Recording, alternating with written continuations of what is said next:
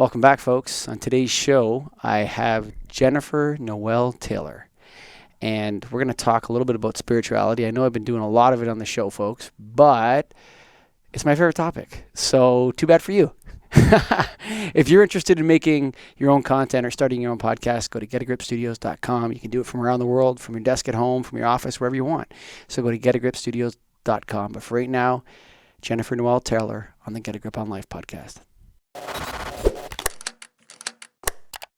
Yeah, how's it going?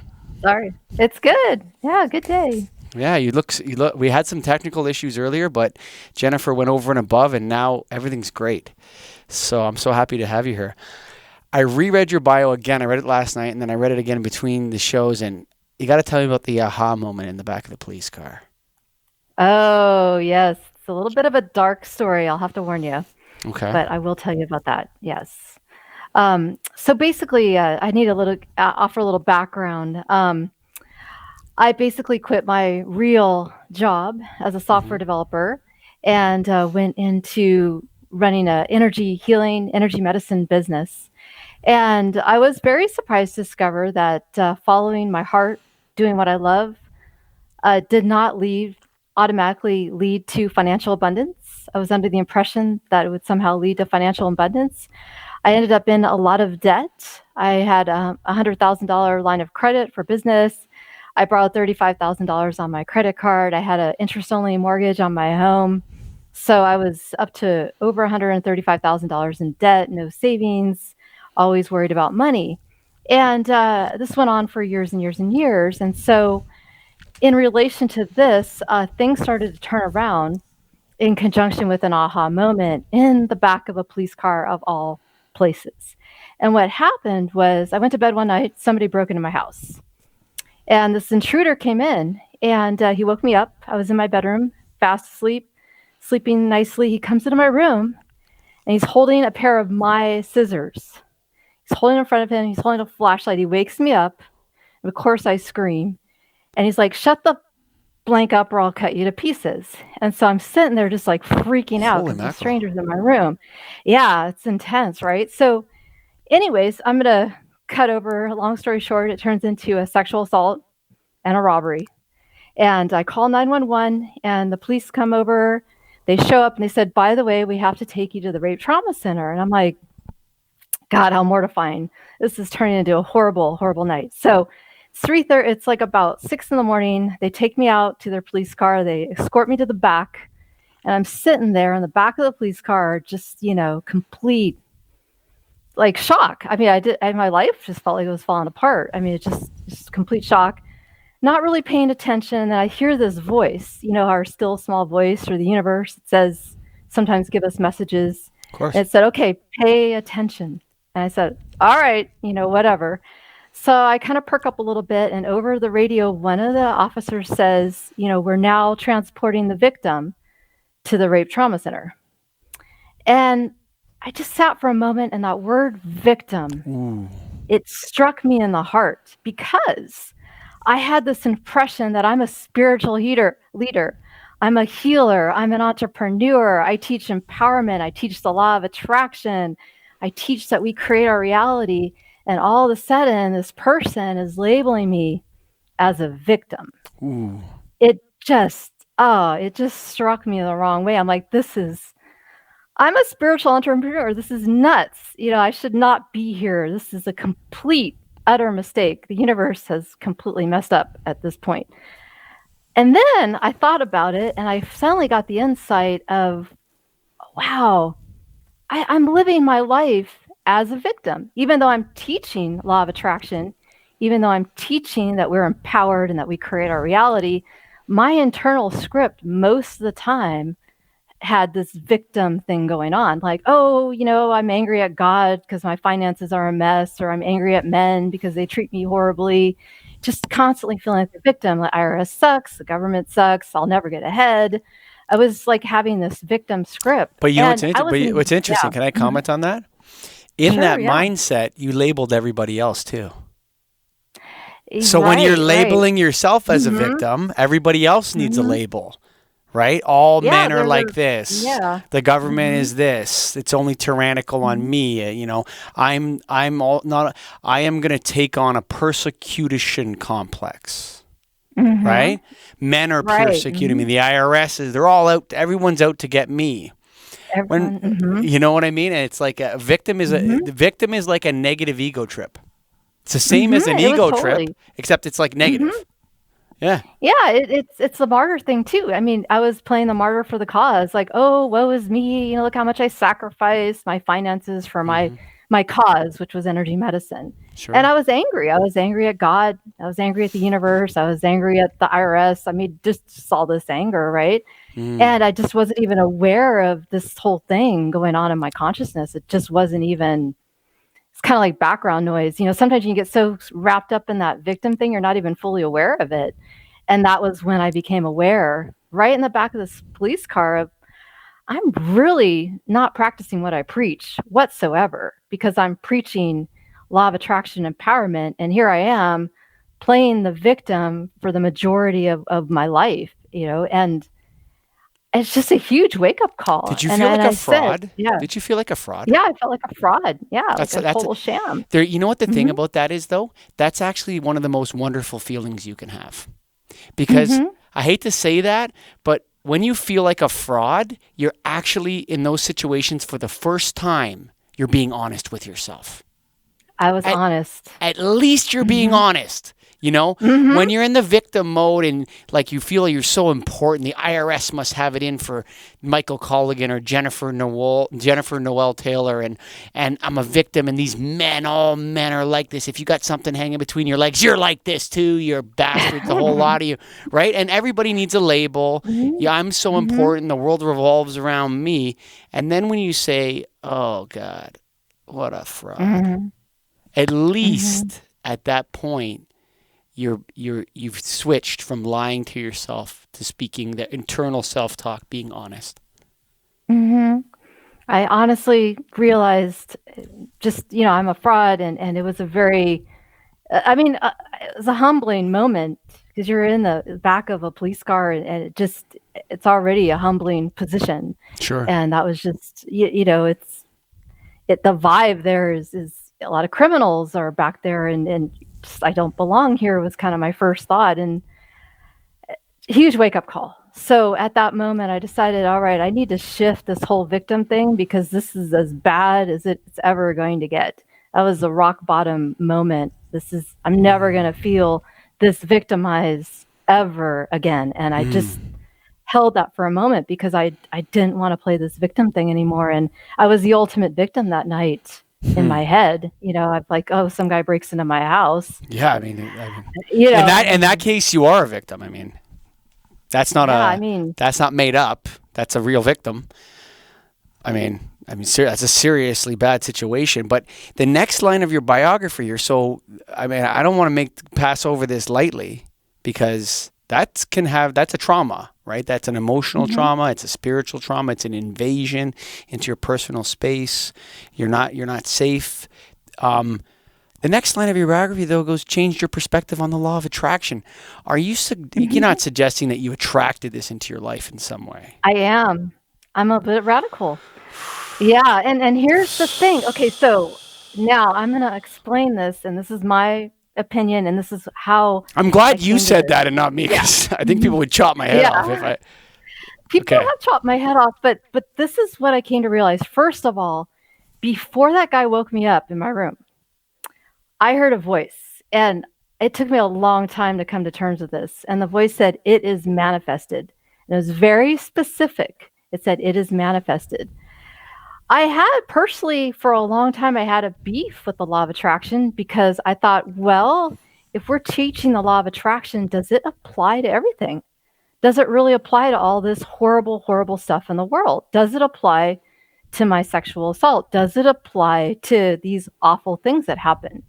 And I've come to the conclusion after 8 years. So I did soul searching for 8 years after the sexual assault because I didn't want to believe that the law of attraction actually applied to this situation. I was selective I in don't my want to believe belief that around the law of either. attraction. Right. No, I didn't want to believe that. I had a hard time with that. But it's either universal or it doesn't apply at all. It's not a selective law, because either we believe that everything in the universe is just random and shit just happens to us, or we believe that we are empowered beings and that we create our life. And I said, I went through a series of sessions with different healers, and that was the message that was true. With all these healers that I went to, it said, yes, you did attract that, but not because I wore short skirts or whatever. It was because on a deeper level, it was the energy I was projecting into the universe. It was my soul path.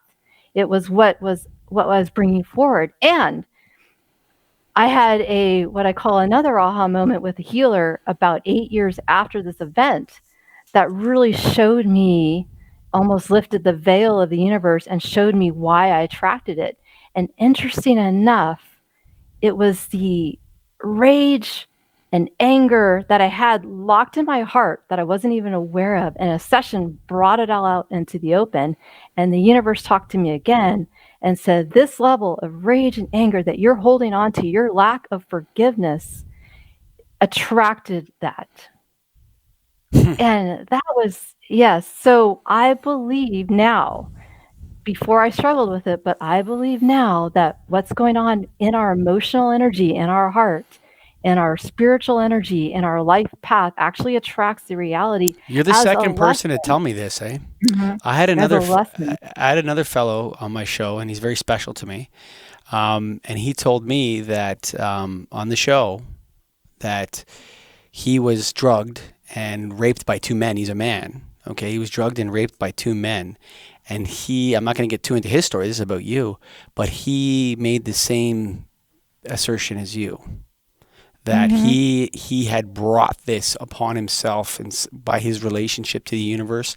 And in fact, the universe had even warned him prior to this that this Mhm. was going to happen. And, this is a very delicate topic. I'm not suggesting that I Mhm. believe you. Mhm. I'm listening to you, and I listen to him, Mhm. and I have a tough time with that. But let me Mhm. ask you a question, because I want to preface this. Do you believe that this applies to groups then, cultures? Mhm. Do cultures Mhm. have a sort of a zeitgeist or a spirit of attraction amongst them Mhm. that the members are participating in? Mhm. If you have to think about it, what is the universe? So the universe is a realm of energy, right? And what is our Hmm. purpose here? Our ultimate purpose is spiritual growth. So the universe co-conspires to help us move beyond everything that's causing us to lock down our heart, to Hmm. separate ourselves from love. And ultimately, we're here to open our heart. So whenever you have all this crap stored in your heart, whenever you're storing anger, whenever you're unable to forgive, I believe, you attract circumstances to humble you, to open your heart, to show you what's in there as an opportunity to release all this stuff. Because ultimately, when these negative, horrible, life altering, traumatic events happen, the ultimate goal is to release the energy that attracted it in the first Hmm. place and move on to a different level. Now, I would say this, before that sexual assault, I was really good. I attracted a lot of sexual predators into my life on varying levels. Not as bad as that, but it was a common theme in my life, people who would violate my sexual boundaries. After I processed this, it took me 8 years. I'm not saying this is easy stuff. It took me 8 years to process it. I stopped attracting sexual predators into my life when I finally found the forgiveness. When you say sexual predator, because clearly the guy in your room with the scissors is a sexual Mhm. predator. Are Mhm. you referring to like um okay, so the in my opinion, and this is just my opinion, Mhm. I sell light bulbs every day. I'm not trained anything, but in my opinion, the ultimate degradation of female sensuality and sexuality is Mhm. prostitution, money for sex. Okay? Mhm. And I think the mirroring of that in the masculine realm is the degenerate womanizer. Okay. Mhm. Somebody that uses women as receptacles. I hate to use that word, but I think you know what I mean when I Mhm. say that. And Mhm. where they're willing to say or do anything to lie and that. What are you referring to? Are you referring to that sort of degenerate womanizing being used in a sense, or are you referring to other actual sexual assaults? Um, actual other sexual assaults, for Wow. example, the person who comes to your place to deliver water and ends up molesting you, Oh my goodness. or yeah, that kind of stuff. The person who comes to deliver furniture and wants to make out or puts you on the counter and makes out with you. Just, I mean, I've seen it all Hmm. on smaller levels in that, right? And I think that I've talked to other women and other men too who were molested or were Hmm. their boundaries were crossed in a position where they felt helpless or unable to, So you you're in a know, situation, you're in a it. situation where someone's coming into your home to provide a service or to drop something off, and then they're trying to engage you in a sexual manner? Yeah, or force it on you or, Wow. whatever. Yeah, and I've been in that situation. So I Hmm. have a saying, listen to the whispers of the reality. So I was attracting it on smaller scales until the big one happened and I Hmm. was forced to look at why I was attracting it. Hmm. That's scary actually. I think it's really scary for It's a lot of scary. people. No, what I'm saying is that it's Mhm. scary that and I hate to say this, but it's scary that you're suggesting that somehow spiritually you're inviting this is what you're saying, and I'm Mhm. uncomfortable with that a little bit, Jennifer. Mhm. I understand. It's not a popular opinion. Yeah. We but I look at the 2 Do you alternatives. think it's So helpful to women to speak to them like this? And I I'm not believe against so. what you're saying. Mhm. I'm not Mhm. saying I'm convinced by it. I'm saying that I think it's important for me to listen to you right now to understand what you mean. So are you saying that women that you can be in a spiritual place that attracts or opens you up to negative interactions of all kinds more? Mhm. Wow. It's a vulnerability, right? It's a vulnerability in our heart energy. It's a lack of forgiveness. It's there's various reasons, but why I feel like it's helpful is because there's 2 ways I feel to view the reality. One is just random stuff happens to you and you're just a victim and you're going from thing to thing and you're just in defensive mode trying to deal with all the stuff that Hmm. happens, or you're an empowered creator. And I prefer to feel that I am an empowered creator rather than I'm just laying at home and this random stuff just happens to me. Hmm. And there's 2 ways to view life. Either we're a victim. There's so much victim consciousness going on in the world. People are a victim to their body. They're a victim of cancer. They're fighting cancer. They're fighting this disease. They're always a victim of men, and this victim mentality puts Yeah. you in this very passive position. It's really disempowering. I think Mhm. the words we use and the labels and not treating people as individuals is very, very disempowering. And there's something Mhm. crushing about that. Soul crushing and disempowering when people are treated as a group only. Like, oh, I'm a Mhm. middle aged white man. That's all I got up Mhm. my sleeve, right? That's what you are. I know how you think now. I know what you're up to, and I know you get together, whatever, and make your decisions as your group, and you're against us or some craziness like that. Yeah, you got it. You have a you're on a controversial track here. How Mhm. does this translate then from you come to this realization that my spiritual energy or the vibes I'm sending or whatever it is, whatever words that we want to use because the words are important, I think. But we'll use whatever it is that the people want to use. What is it that happens next that frees you from that? So here's the thing, once you can own the fact, and I know this is controversial, but once you can own the fact that the energy that's emanating from you, from your heart, from your spirit, your energy and essence, the energy you project into the world is attracting stuff into your life. Once you can fully own it, you then have the freedom and the ability to shift your energy so that you don't have to attract this anymore. And let me give you a different example. Imagine if you have cancer And there's two ways to view it. One is you're a victim of cancer. There's not much you can do. You have to go get treatment. You might die. Or you can say, what within me generated the cancer?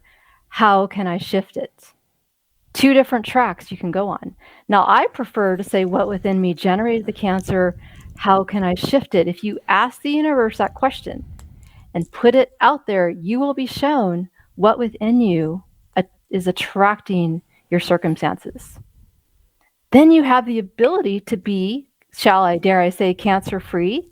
You have the ability to stop attracting sexual predators. You have the ability to attract something different with money. You have the ability to attract different things into your life. You can change your life from this perspective. Yeah, it's interesting you say that because Mm-hmm. everyone will accept what you're saying when it comes to money. Oh yeah, just Mm-hmm. you change your power of attraction and you'll attract wealth into your life. And there's different mindset, whatever, you change your mind, whatever. But what you're talking about is much more holistic and dark, Mm-hmm. and there's something self-loathing in it that's there. There's some sort of, have you ever been suicidal, Jennifer? I have been suicidal, but only because I felt like a victim. Hmm. That only comes in, I feel like, when people feel helpless, when they feel like there's no way out. Suicide usually happens when people feel there's no way out of something. And what I'm saying is there's always a way out because the universe is fluid. And it's not self-loathing. It's not like I'm a bad person because I attracted this. So let's No, get rid but of the but bad but person but thing, there right? is there Right? is something like if it's true. So if this law of attraction and you're attracting bad deals, financial deals into your life, or you're attracting Mhm, the wrong kind of things, the things that you don't want. mhm, If there's like some sort of chemistry of light and energy that we're swimming around in, that there's mhm, charges that we're sending out into the universe that bring this stuff towards us, and we don't heed the messages, we ignore our conscience or that inner voice or whatever it is, mhm. then there's something about who we are in our own mind that's sending that message out. It's not sending the message out. What you're saying, I think a good word for it is like it's an invitation. You're inviting this in a way. Is it that not what you're saying? It's an opportunity. Hmm. So you have an opportunity to rewire what's going on in your heart to a Hmm. higher frequency, a higher vibe, more love. It's an opportunity to open up to more love. If I have all this hate, anger, and rage in my heart, I cannot open up to a higher level of love. If I'm Hmm. angry, for example, let's give me an example. If I'm walking around the universe super pissed off at men all the time, Hmm. I'm not going to attract the love that I want to attract into my No. life.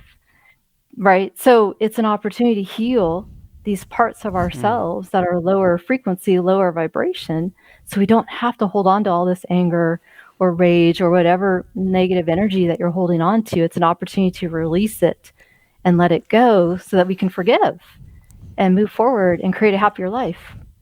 Hmm. That's a tough pill for people to swallow, I think. Mhm, mhm. It was a tough pill. After the sexual assault, about 6 hours later after I got back from the rape trauma center, I called a healer. And I said, I this happened to me. I need some help. This is, and the first thing he said to me was, "Why did you attract this?" I wanted to slam down the phone because, okay, and if a person's in the midst of dealing with the heavy emotions, that's not the time to go in and say, "Oh, well, look, you attracted that. Why did you attract that?" You have to be at a place where you're ready to Hmm. look at it. Of And course. when you're in the midst of trauma, so I believe give yourself plenty of time to process the feelings. Don't ignore the feelings. Don't go into love and light after a huge trauma. Like actually deal with the feelings. And then when you're ready to look at it, then you can look at it. But that's when most of your heavy, difficult feelings are dealt with because that's the worst thing you do as a healer is someone's in the midst of dealing with a heavy trauma and you're saying, why are you attracting this? That's you got to give them, when they're ready to look at it. Hmm. And so, in your practice, do you work with people individually? I do occasionally work with people individually. Yes. I mostly work with running, Quantum Touch, which is my company. I work with a lot of people, helping them facilitate their practices and teach workshops. And occasionally I work with people individually. So tell me a little bit about Quantum Touch. When did you start it? So Quantum Touch is, I've been doing this for 17 years. I met my business partner 17 years ago, and he was giving a lecture on energy medicine 17 years ago. And that's when I started running the business. And it basically works with the universe as energy. So here we go again, the universe as energy. Mm-hmm. So the premise behind it is a lot what I'm talking about, so that we attract physical conditions as a way of growing on a soul level. So we teach people, how do you work with the energy of the condition so that you can release whatever energy is going on to shift the condition. So Mm-hmm. our whole paradigm is really different from, let's say, treating a condition. We believe in unraveling the energy behind a condition. And these conditions can be psychological, they can be physical health issues. What kind of conditions are we talking hmm about? Yeah, I'm talking about everything from knee pain, Huh. back pain, anything. A lot of times, if you've ever, had something that just never goes away. A lot of Mm-hmm. people have had, let's say, chronic Chronic pain. pain, They sure. go, yeah, they go to the doctor, they take medication, the Mm-hmm. medication stops working at some point. It's just kind of their Achilles heel. Mm-hmm. We believe that it's an energetic and emotional issue behind it. And so we teach people how to trace back the origin of the pain from an emotional or an energetic standpoint, how to release the emotion, and a lot of times that chronic condition will resolve. How do you release the emotions? What do you do? So basically, what I do, and there's a lot of different ways, and there's a lot of workshops out there on how to release emotion, but what I do is I fully delve into it from a place of love. So I Mm-hmm. love the emotion. So let's say something happens and I get, sad or angry. What I do is I don't drown the feeling. That's the tempting thing, is to eat a lot of food or watch TV or whatever and drown the feeling and bury it. Mm-hmm. What I like to do is I like to fully feel it and and just let it fully dive into it, so I fully feel it and send it love, send it energy, and ask, well, what is this anger about? Or what is this grief about? And then what happens, and this is the magical part, is the energy starts to dissipate, almost like you're spending it. I And once completely it's agree with you. spent, right? So Right. I started a meditation and prayer practice about 8 months ago. And the guy I was working with, his name's Luke Sellers. He's a messenger from God. How's that? I don't know what label you want to put on him. There's my label. He's an angel of the Awesome. Lord. Okay. So hmm anyway, he's taught me a bunch of different meditation techniques, and what I've discovered is that and this is for me. I'm not saying. I just want to ask you if you agree with this. All emotions are benign. There's no good and bad emotions. They're just hmm most of them, some of them are uncomfortable, some of them are hard to deal with, some of them you want to keep around. But if you walked around in ecstasy all the time, you'd be a bit of a weirdo. You couldn't do your life, right? So, but what it is that I think that, and what I've come to sort of in distilling his process and his message, is that emotions are simply messengers from the universe, and they're there to tell you something. And if you need to invite them to tell you it and receive the message. And one of the most beautiful moments of my life, I was meditating, and I went it's a Tibetan heart meditation. It's called, I'm not going to get into it now, but I went very, very deep into this meditation. I was doing it at my gym, on the mats on my gym. So there was other people walking around.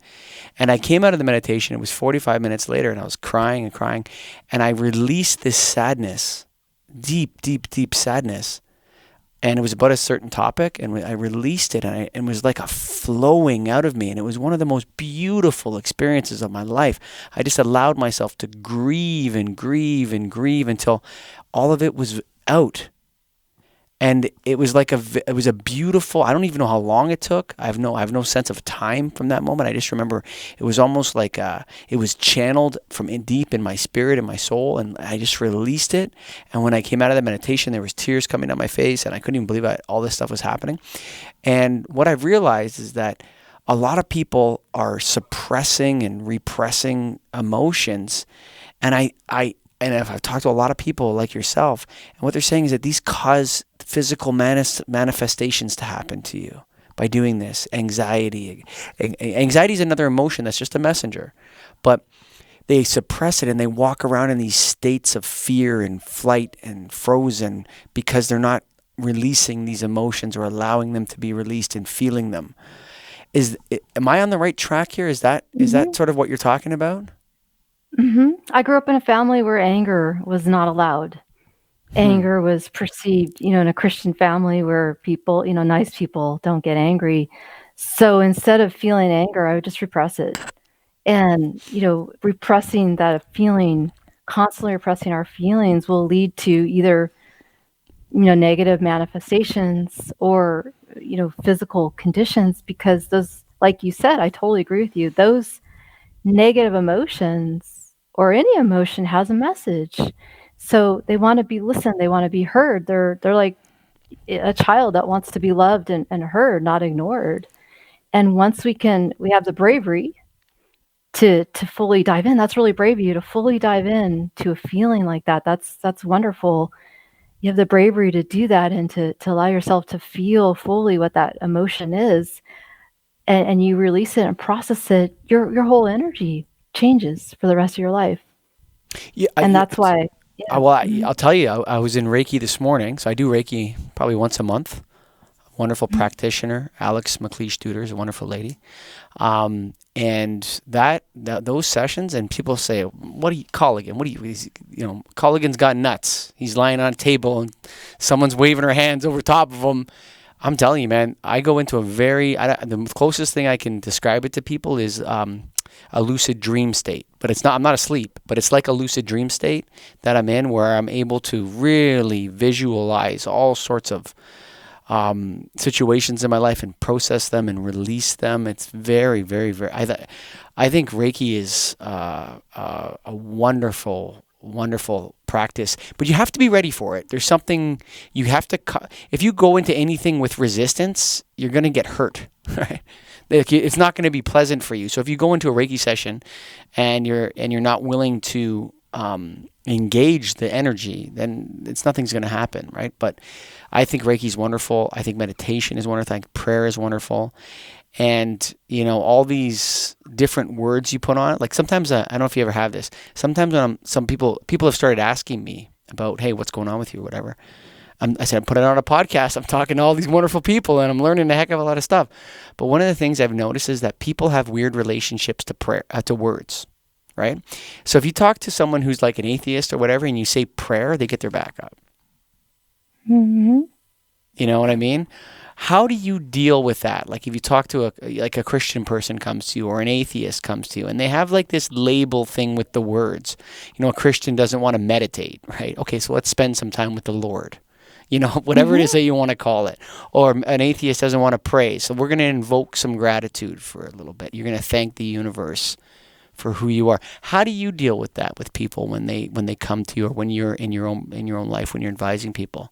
How do you deal with the Well, resistance you face when it comes to baggage with the words? mhm. First of all, I try to meet people on their own terms. Hmm. So if somebody's a Christian orientation, I won't say spirit, but I will say God. Hmm. And I'll say prayer instead of doing energy. I really intend to meet people where they're at. Hmm. I also recognize that I'm offering a set of beliefs. My beliefs are my beliefs. They may or may not be quote unquote right. I'm not attached to being right. I'm just offering a perspective that's been really helpful for me in my life. And I feel like if I can remove that attachment to being right, allowing other people to have their own belief sets and they'll learn and we're all learning how to relate to this mysterious universe. And so I don't know if I all of us found are that you have learning. I think right. a lot of people are not Mhm. learning. I think a lot of people are Mhm. doubling down on the I'm right and you're wrong, particularly in America. That I think that has learning in itself because I feel like when somebody's really attached to being right, really rigid, stuff is happening in their life that may not be, let's say, a happy place Hmm. because the universe is saying, hey, pay attention. to your rigid belief set, it may not be working for you. Yeah, I think stuff tends to manifest that shows people a different way. Tell me more about where the essence of quantum touch comes from. Is it from a certain? Is it extracted from a certain spiritual practice? Is it? Did Richard come up with it? Richard Gordon, did he devise it on his own, putting together a bunch of different spiritual practices? How did he come up with it? So Richard worked with a bunch of different healers and mentors, and then he developed a bunch of techniques to work with energy. And we don't really make a claim to the source of the energy. It's quantum touch is a form of energy healing similar to Reiki. So we don't make claims. We don't say it's from God. We don't say it's from whatever. I just call it universal life force energy. And we teach people how to work with that energy to accelerate healing. Like you were saying, when you're on the table, somebody's passing their arms above you, you're feeling, you're accepting, you're connecting with the energy, and then you're open to what the energy is showing you. And that's a lot what we do. We teach people how to feel, how to connect with energy, how to work with energy, and that openness that results can teach people a lot about the universe. When you say energy, what do you mean exactly? Energy, I believe it's similar to the Force on Star Wars. It's the energy. Sure. Yeah. Okay. It's the energy that permeates all of life. It's the difference between being alive and being dead. There's a life force that you have. There's a life force that your pets have. There's a life force that permeates everything. Hmm. And this is the mystery that I don't fully understand. Like, what is the difference between me being alive right now and 40 years later being dead? I mean, there's an essence, a core essence of who I am, an energy that's keeping me alive, that's moving me through the universe, right? And that is something I don't feel like I can fully explain to you. What is that energy? It's spiritual energy. It's the core that the core of existence. Um, every God or spirit or whatever you call it, it's that permeating force. Hmm. It's interesting. You had mentioned that when you were see, this is why it's hard to redo podcasts, right? Because I can't remember if we talked about this on this show or when we were trying to record earlier. But you had mentioned that you went into a depression when you had a very good job. You had a great job. If you looked at if it was a checklist, all the boxes were checked. You made good money. You had great benefits. All those American dream boxes that come in the bucket list were checked off. Yet you felt you lacked purpose. And this is before you got into the quantum touch. Tell me a little bit about what your relationship to this energy was at that point when you were depressed. So when I started my work life, it was writing software. I chose that career because it was really easy. I had a really easy time with it at college. I thought this is natural. I can do Hmm. it in my sleep. So I decided to go into it. And mostly, partly through college, I realized this is not what I want to do with my life. I'm really bored. I'm bored with software. Can I ask Computers you are, when this went? When this was? Like what years? Do you mind if I ask that? and I was in college in the 90s. So then that was the boom times too. That was the right time to be Hmm. in that business too. Everything was Right starting to happen. time. Yeah. Hmm. Hmm. Yeah, I graduated from college in the 90s. So, yeah, I was bored and I wasn't really aware of life force energy. I didn't have a direct experience with it up until that time. What I did know is there was something within me that felt really unsatisfied Hmm. and discontent, and it was a spiritual thing. It wasn't that I didn't have enough food or didn't have a nice place to live, or my work environment was really decent. Software, you have nice work environments. So there was something in me that was yearning for meaning. And I think we all have that because we're not machines.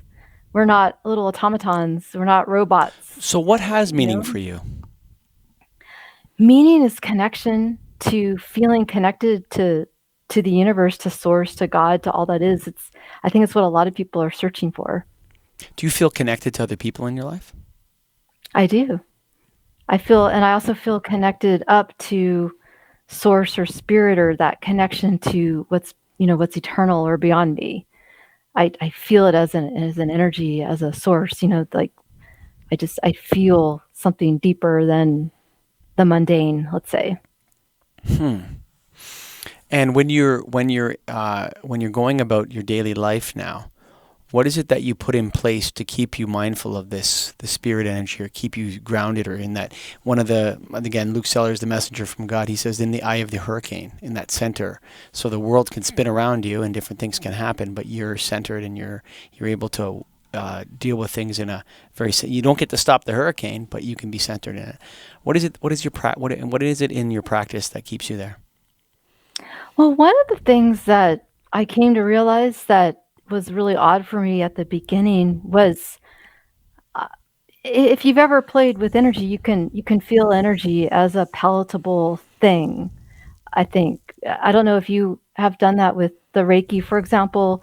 When somebody puts your hand above here, you feel this vibration, heat, warmth, something pulsating, like to feel energy as a tangible, recognizable Well, she holds. If I phenomenon. have my eyes closed and she Mhm. holds her hands over me and not touching me, I can feel where her hands are. If that's what you're talking about. Right. Okay. So you have a sense of energy, Hmm. right?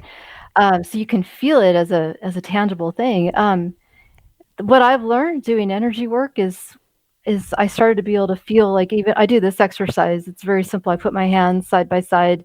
I can feel the energy pulsating between my hands, and it reminds me that I'm more than just a robot. I feel myself as energy, and then I got deeper into it. So I started to be able to see energy around people, could see their lights. You can see lights around people or their auras. I started to look at the earth and see the earth as energy. And this is sober. I'm not taking Sure. anything. Yeah. Yeah. No. Um, and the earth has a breath. It actually you can look at the earth breathe. It breathes in and out, and then I started to be able to go deeper into energy and see, everything as just pure energy. So I can shift my vision sometimes now and just see the world as energy. And I think if you do enough work with meditation or energy, sometimes you start going deeper and deeper. Because I like to ask, well, what's beyond that? That's interesting. Let's go deeper. And so I developed this kind of ability to see the world as energy, which a lot of people do when they work with energy or they work with meditation. You start to see the world as energy, One of the and one of that the always reminds, right? one of the best examples, I think, is trees. Trees to me are old, and there's a real energy with trees that you can, and you go into an old forest, an old growth forest, or California has some of those. Lake Tahoe is another area that has that energy. There's a spiritual energy there. Rocks can have it too, like in Sedona, Arizona, is an area where there's a real. You can, if you allow that sixth sense to kick in, or whatever the words are that you want to describe what we're talking about, listener. If you're out there, whatever it is, trees are a good place for people to start. If you find an old tree, especially if you can find an old tree that is in a city where there used to be other trees around it, you can feel the loneliness of that tree, actually. I know people are going to say, Culligan's gone nuts. He's doing Reiki, and he's hugging trees, and he's touching trees, and he's saying trees have emotions. I've actually, in Toronto, there's some areas where there's old trees, and you go to them, and they were there long before there was any buildings around them. They're 200 years old, right? And so you see this big old oak tree or maple tree, and you can touch it, and you can feel that his friends are gone or something. Does that make sense? Am I talking Mhm. crazy? Oh, yeah, Like he's no, lonely. He's no, lonely there. yeah, You can feel his energy, and that's a good place for people to start. Like if you're looking to connect with mhm, nature, connection with nature is so important. Being outside in the sunshine, in the fresh air, especially in a nature, like even in a park where there's green and it's reserved in a city, a park area. Go walk in and force yourself, or not force, or open yourself up to nature. If you can, in Canada, where you have so many options of this, you can go up north and get into nature. And there's a whatever type of spirituality you're looking for, the trees have it. People are going to think I'm mhm, nuts, but there you go. It's out there. If anybody listens to mhm, this, the trees have it in my mind. I think that's a great place for people to start. The other thing is mhm, that I actually can, I know people that make the same claim as you, that they can see energy. Mhm. Can you see mine through the internet? I can see a little bit. I can see Okay. like a little bit of energy around you. I can basically I'm not as adept at it as a lot of people who can actually Sure. see a lot of color, but I can see like I generally see lights off of people, so I can see a little light above your head and just around you a little bit.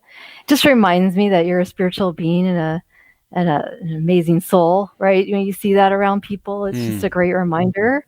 If ever you're, upset with somebody, you just look at their energy and you're like, yeah, they're a being of light just like all of us, and just a reminder of that. It's amazing. Do you see negative energies on people too? I think that we all are able to kind of feel maybe a vibe. Sometimes Hmm. you get next to somebody or you're working with someone, you kind of feel a little contracted, and there's this feeling that something's off. Hmm. I don't try to judge that because it could be just I'm in a bad mood or something and I'm projecting. It's hard Hmm. for me to Sure. really sometimes separate. Or if you're like kind of in a less than, happy mood, you can actually project that onto somebody else. And um, but sometimes, spirit will, let's say, warn us, or God, whatever people call it, will say, it's time for you to leave that room or leave that situation because it's not the right energy for you, or you'll get that kind of feeling. Like, for example, bars. I generally don't feel comfortable in bars because it's just kind of a weird energy for me. Hmm. Um, Casinos have and that for me maybe, as well. yeah, casinos. It's something about that just doesn't resonate for me. All casinos have that for me. There isn't a casino I've Mhm, ever walked into, even a hotel that's a casino. I can feel the energy coming out of the casino. When I walk into the hotel, mhm, the front desk is there, and let's say the casino's on your right and the hotel's to your left. I feel the energy pushing me away from the casino. Like if I mhm, walk, I feel like, and I'm going to call it evil because I think gambling is a really serious vice. I don't think it's fun. I think most people regret gambling after they do it. And I don't think it's fun. I think it's a scam. And I hate to say that, but I just think it's a scam. I think lottery tickets are a scam too. And, I just feel like when I go near a casino, bars, I take some yes, some no. There's some bars that have a really mhm, negative energy for me. I look at that bar and I think, I don't want to go near that. There was another situation I was in where sometimes I'll actually, now that I've opened my heart, when your heart's open, stuff goes in. And I've been in situations that I was in where I've become physically sick because I didn't obey my soul and leave the situation. mhm. And it That's forced the me to leave thing. it. Yeah, it forced me to leave it because I was so open to the negative energy. I wasn't allowing it to, I was fighting it or something, and my body became exhausted by the fight against, like, trying to. I don't think you can change energy. I think it just is. So if a place has negative energy, you're not going to bring positive energy into it. You're just going to be enveloped in the negative energy in a way. I I think that I think it's possible to bring positive energy into a place, um, but it may not be the best use of your energy, Hmm. because the place isn't necessarily inviting change. Things only change if they want to change, if they're inviting change. So something like a casino where it's like, let's say you're married and you're nagging your spouse. Hmm. They're not gonna change unless they wanna change, and I think it's the same for places or casinos or any addiction, really. People really need to want to change. Well, I think the person that needs to change is the person who's nagging. Like Right. that's the irony of all that, right? Mhm. It's funny because here's another tale about Luke Sellers, and my believe me, my wife and kids are sick of hearing about Luke because we have an expression, in my house, what Luke would say. But I was telling him when I started working with him, I said I want to have less conflict in my life, and I want to stop being in conflict with people. And he said, stop being the source of conflict. Mhm. And I said, what are you I talking believe about, that. man? What are you talking about? I guess this is probably a good place to wrap it up because that's exactly what you're talking about. And I said, what are you talking about, man? It's not me. I'm always so logical. I always do what I'm supposed to do and all sorts. He said, stop being the source of conflict. And it's interesting because when you accept that, a lot of the time, or maybe all of the time, the thing that you're projecting or something, you're sending this conflict out into the universe, and it when you do that, it comes back to you, and in your, I just proved your point, didn't I? You just did. Yeah.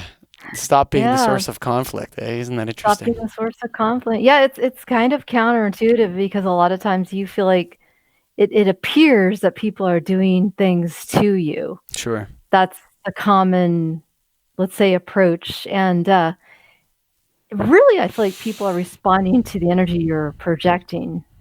So if you're projecting something that's unresolved within you, you're going to get it mirrored from the outside. Sure. And it's counterintuitive, really, because it doesn't really look that way necessarily. You said something earlier that I wrote down because I just felt it was so powerful, and we'll probably name the episode this. You said it is manifested. The universe told you that it is manifested. What did the universe mean when it said that to you? Basically said that what's happening to you next. So the whole thing that transpired with the person breaking in and the sexual assault, it said you created it. You are creating this. And I had a problem with that. It was really instantaneous. I mean, this whole communication took place really quick. It was feeling it on a soul level, not just words. I got the meeting. And my response is, universe, I really don't want to experience what's going to happen. Can we just kind of let me out of it? Is there maybe a back door or a exception? And the universe made it very clear that no, you manifested this and this is your path. And I had a hard time with that at that time, I have to tell you. That's a manifest destiny. Mm-hmm. Jennifer Noel Taylor, thank you for being a guest on the Get a Grip on Life podcast. Yeah, thank you. I appreciate it. Yeah, it was my honor. Yeah, thank you. Thank you for listening, listener out there. If you're mowing your lawn right now or driving, if you want to check out Jennifer Noel Taylor's book, you can go to jennifernoeltaylor.com. That's JenniferNoelTaylor.com. Or you can just look it up on Amazon. It's Spiritual and Broke on Amazon.com. Is it an e-reader, Jennifer? It's an ebook, yes. It's an ebook too. Is it available on Audible? No.